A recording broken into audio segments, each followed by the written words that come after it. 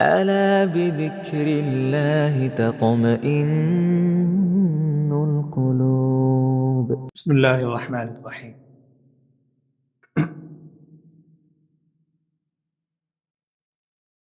آج قرآن پاک کی جو آیات بینات صورتیں آپ نے سنی ہیں،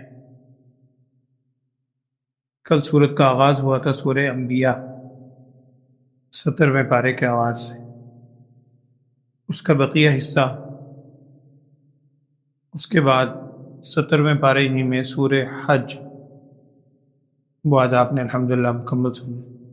حج کا ذکر ہے، اس میں ابراہیم علیہ السلام نے جب اعلان فرمایا۔ اس کے بعد سورہ مؤمنون، قرآن میں ایک سورہ مؤمن ہے، ایک سورہ مؤمنون ہے۔ ایک چابی ملی ہے یہاں سے، کسی صاحب کی ہو تو یہ سامنے رکھی ہوئی آنکھ لے لی، چابی ایک یہاں سے ملی ہے۔ تو سورہ مؤمنون 18ویں پارے کے آغاز سے وہ الحمدللہ مکمل سنی۔ اس کے بعد سورہ نور، ایک بہت ہی مشہور سورہ جس کو آپ نے فرمایا تھا کہ عورتوں کو یہ سورہ سکھلایا کرو، سورہ نور۔ اس میں بہت سے مسائل ہیں، خاص طور پر بے حیائی کے حوالے سے، پردے کے حوالے سے۔ پھر ام المؤمنین حضرت عائشہ صدیقہ رضی اللہ تعالی عنہ پر ایک تہمت لگائی تھی منافقین نے، بدترین لوگوں نے، اور قرآن نے الفاظ کہے ہیں کہ ان الذین جاءوا لا تحسبوه شرا لکم بل هو خیر لکم، تم یہ نہ سمجھو یہ تمہارے لیے کوئی بری چیز ہے جو ظاہر ہوئی ہے، اس میں بڑی خیر ہے۔ وہ خیر کیا ظاہر ہوئی، وہ اس صورت کے اندر اس کا بھی ذکر ہے۔ آج آخری رکوع میں غالباً آپ نے وہی سنا، ممکن ہے کل میں انشاءاللہ اس کے بارے میں عرض کروں گا۔ آپ نے جو سورہ انبیاء کا کل آغاز ہوا تھا، سورہ انبیاء میں 3 دعائیں ہیں جو اللہ نے خود بیان فرمائی۔ اللہ تعالیٰ نے 3 مختلف انبیاء علیہ السلام کی دعائیں ہیں، تینوں دعائیں قرآن نے نقل کی، اور تینوں انبیاء کی مختلف کیفیات تھیں۔ یہ وہی کیفیات ہیں جو آج کل دنیا میں ہمیں پیش آتی ہیں۔ چونکہ یہ قرآن کوئی واقعات کی کتاب نہیں ہے کہ انبیاء کا واقعہ ہم نے پڑھ لیا، یا بنی اسرائیل کے عبرت والے واقعے ہم نے پڑھ لیے اور بس اس پر پڑھ کے ہم گزر گئے۔ یہ قرآن تو ہر شخص کے لیے کتاب ہدایت ہے، تو ہمیں بھی ان 3 حالات سے ہی واسطہ پڑتا ہے زیادہ تر۔ ان 3 موقعوں پر 3 مختلف انبیاء کا تذکرہ اللہ تعالیٰ نے فرمایا، اور انہوں نے کیا دعائیں مانگی، اور تینوں کے بعد اللہ تعالیٰ نے فرمایا فاستجبنا لہ فاستجبنا لہ فاستجبنا لہ، ہم نے ان کی دعائیں قبول کر لی، ان کی دعائیں قبول کر لی۔ گویا کہ مجھے اور آپ کو یہ بتایا جا رہا ہے قرآن میں کہ دیکھو تم بھی اگر دنیا میں اس نوعیت کے واقعات سے گزرو تو یہ انبیاء کی متبرک زبان سے نکلی ہوئی دعائیں ہیں، اور قرآن کے متبرک کلمات میں آپ صلی اللہ علیہ وسلم کے ذریعے اب تک پہنچی ہیں، اس سے دعائیں مانگا کرو۔ سب سے پہلی دعا حضرت ایوب علیہ السلام کا ذکر ہے۔ ایوب علیہ السلام کی بیماری، ہم صبر ایوبی آج کل اردو میں ایک محاورے کے طور پر بولتے ہیں، وہ طویل بیماری تھی، اللہ تعالیٰ کی طرف سے آزمائش ہے۔ نبی صلی اللہ علیہ وسلم نے فرمایا تھا حدیث میں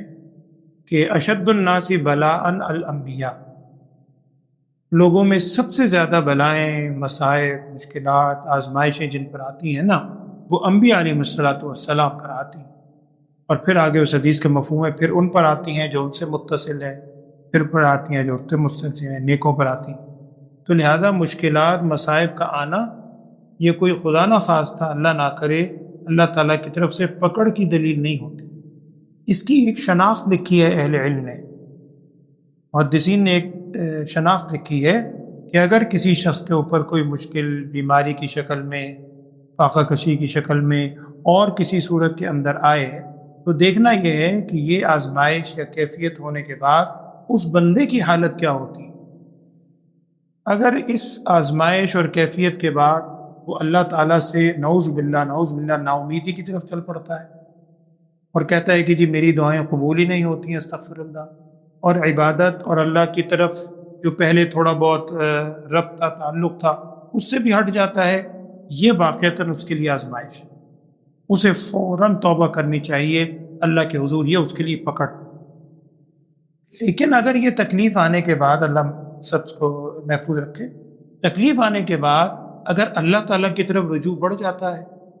اللہ کی عبادت کی طرف انسان زیادہ متوجہ ہوتا ہے، سوچ سوچ کر اپنے گناہوں پر توبہ کرتا ہے، تو یہ اللہ جل شانہ کی طرف سے رحمت ہے، اس کی وجہ سے اللہ اس کے درجات بلند کرتا ہے۔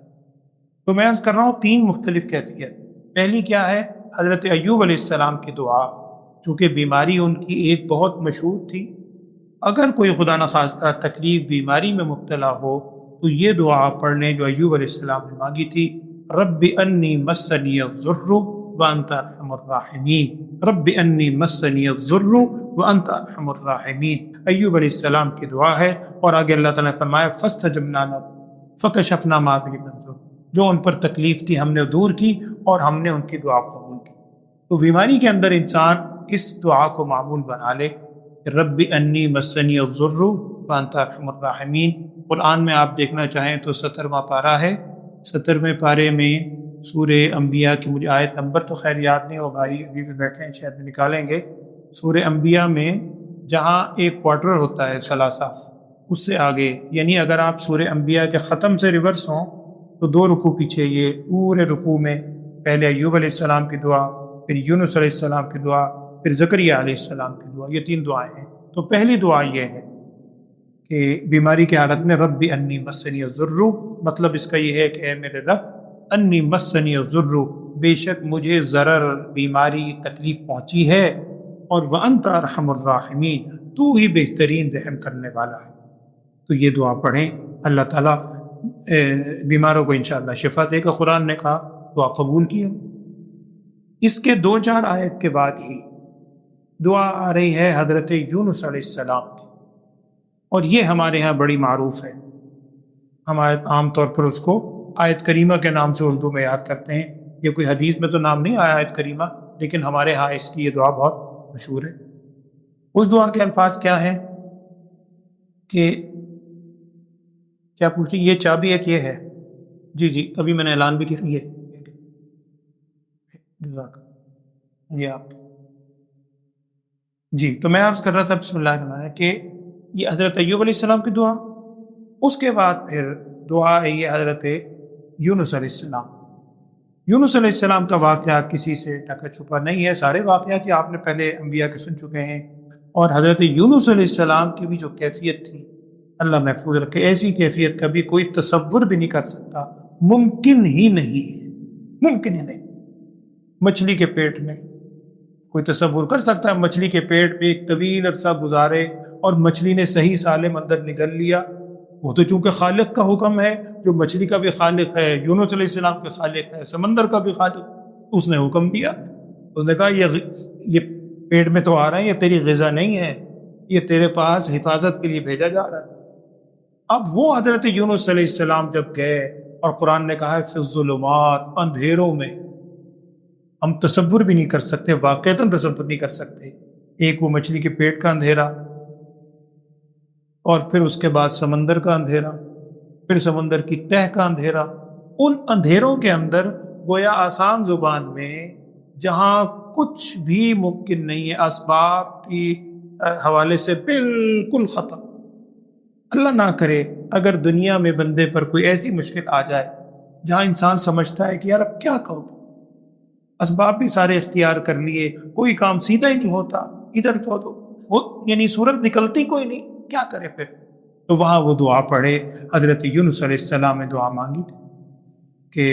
وَظَنُّونِ إِذْ ذَهَبَ مُغَاضِبًا فَظَنَّ أَن لَّن نَّقْدِرَ عَلَيْهِ،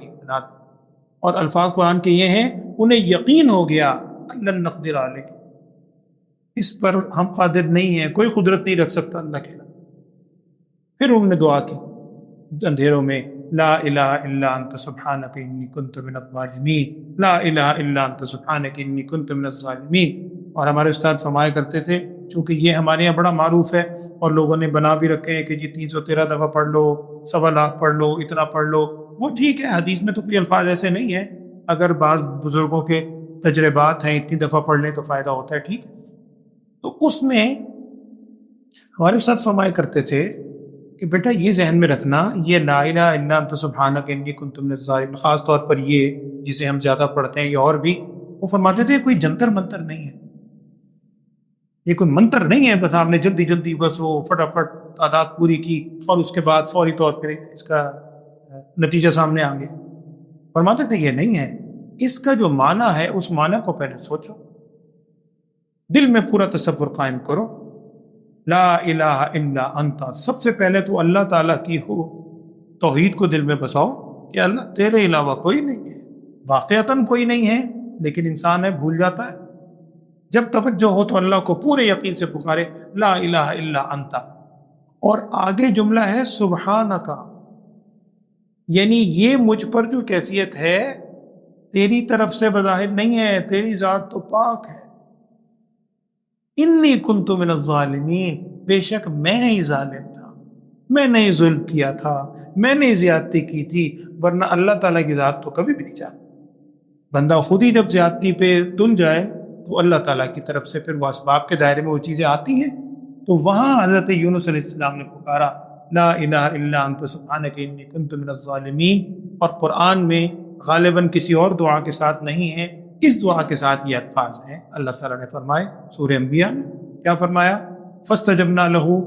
یہ تو ہر دعا کے ساتھ ہے، ہم نے ان کی دعا قبول کی، ہم نے ان کی دعا قبول کی، ہم نے ان کی دعا قبول کی، لیکن اس دعا کے ساتھ اللہ تعالیٰ خاص فرما رہے ہیں فاستجبنا لہ ونجیناہ من الغم، انہیں غم سے ہم نے نجات دی، اور آگے فرمایا وکذالک ننجی المؤمنین، ایسے ہی ہم مومنین کو آئندہ نجات دیں گے۔ گویا اس سے بڑھ کر اب اور کون سی گارنٹی؟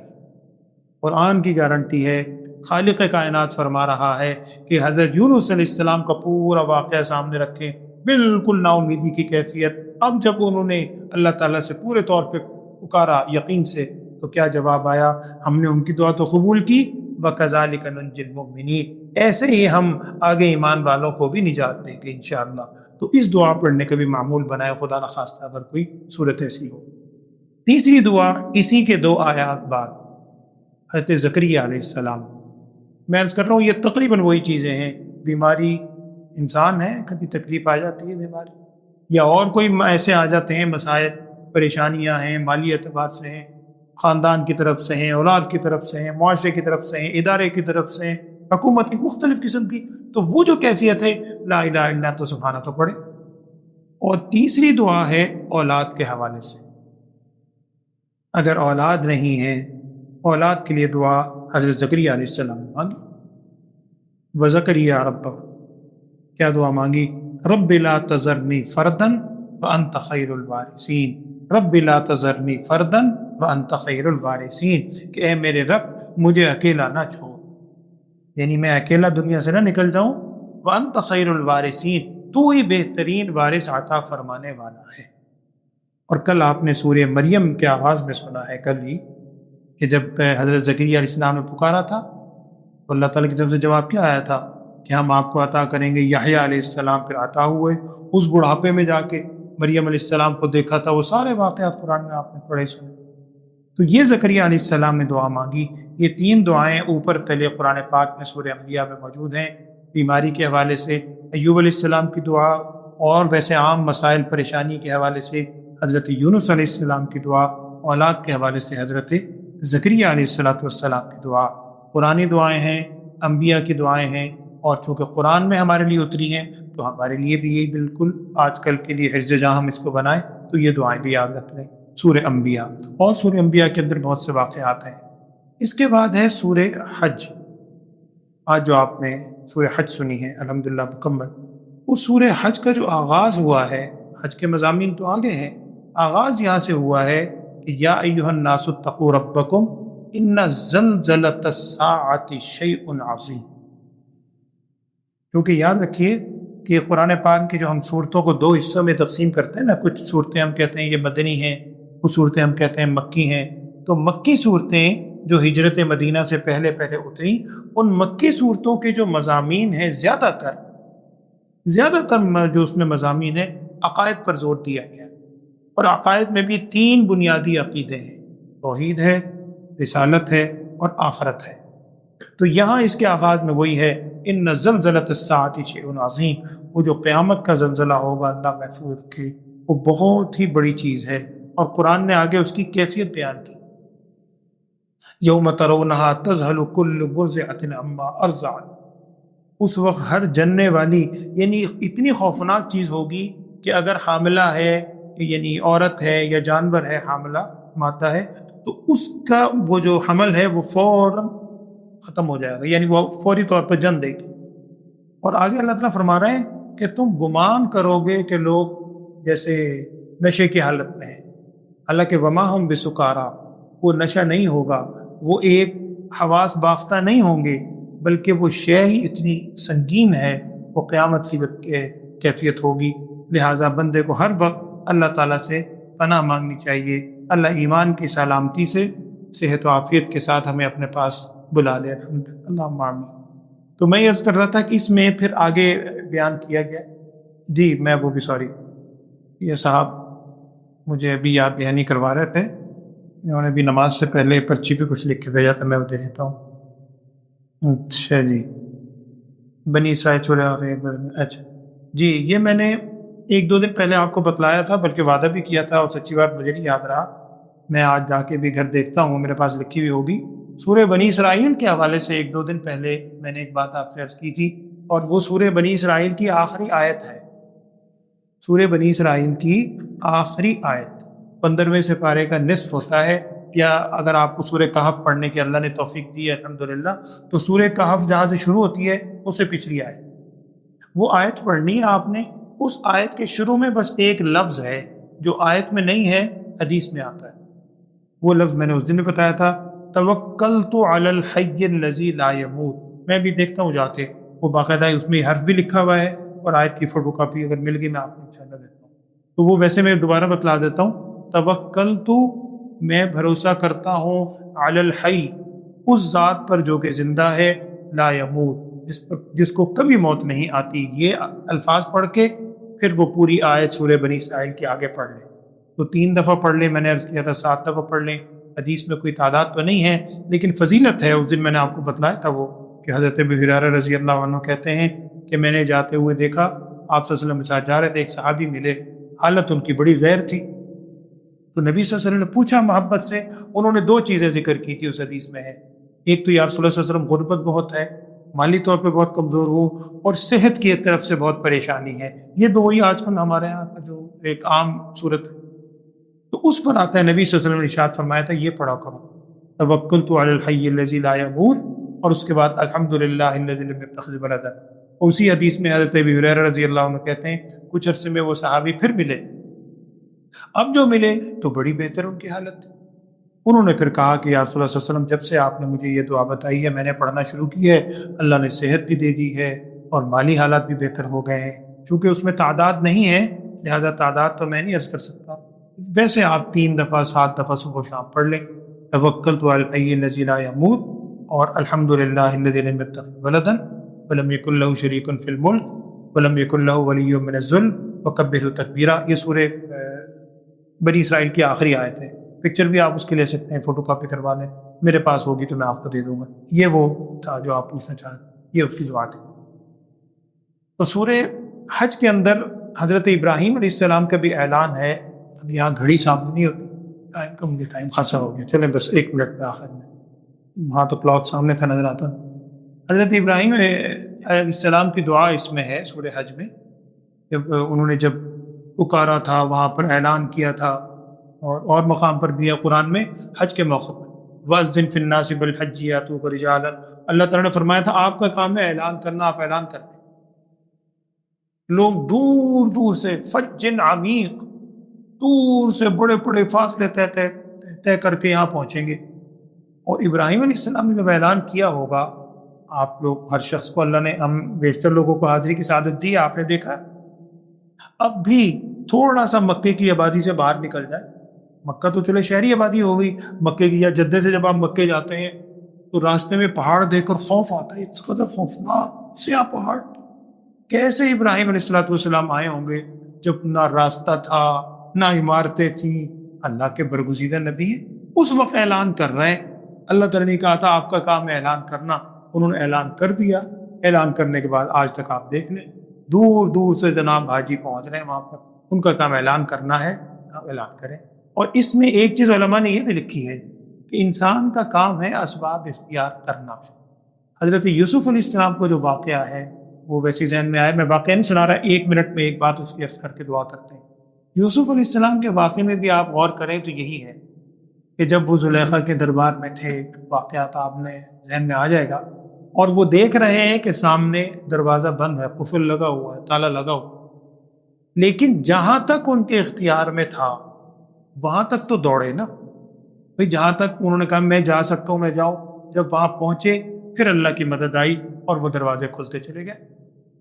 تو یہی انسان کے لیے بھی ہے کہ جتنا ہمارے بس میں کوشش کرنا ہے وہ ہم کریں، کوشش کرنے کے بعد پھر اللہ تعالیٰ کی ذات پہ توکل کریں۔ توکل یہ نہیں ہوتا کہ آپ اسباب چھوڑ کے بیٹھ جائیں۔ اسی کو ہمارے قاضی محترم اللہ تعالیٰ غریق رحمت کرے مولانا سرفراز خان صفدر صاحب نبر اللہ مدخلہ، وہ یہ شعر اکثر پڑھا کرتے تھے۔ وہ فرماتے تھے کہ توکل اس کو کہتے ہیں کہ خنجر تیز کر اپنا، توکل اس کو کہتے ہیں کہ خنجر تیز کر اپنا، پھر اس خنجر کی تیزی کو مقدر کے حوالے کر۔ پہلے اپنے طور پر اسباب اختیار کریں تو ہم بھی، یہ دعا بھی ایک سبب ہے، کوشش بھی ایک سبب ہے، اس مہینے کے اندر یہ اسباب سارے اختیار کریں، پھر اللہ تعالیٰ سے توقع رکھیں۔ اللہ تعالیٰ ہمارے گناہوں کو معاف فرمائے، اللہم آمین۔ الحمدللہ رب العالمین، اللہم صلی علی سیدنا و مولانا محمد وعلی آل سیدنا و مولانا محمد وبارک وسلم۔ یا اللہ ہم سب کے گناہوں کو معاف فرما، ہمارے اس بیٹھنے کو، سننے پڑھنے کو اپنی بارگاہ میں قبول فرما۔ جو ماہ سیام کے باقی دن باقی ہیں، راتیں، ہمیں ان کی قدر کی توفیق عطا فرما، خلوص کے ساتھ تمام عبادات کرنے کی توفیق عطا فرما۔ وصلی اللہ تعالی علی خیر خلقہ سیدنا و مولانا محمد وعلی آلہ وصحبہ اجمعین برحمتہ یا رب۔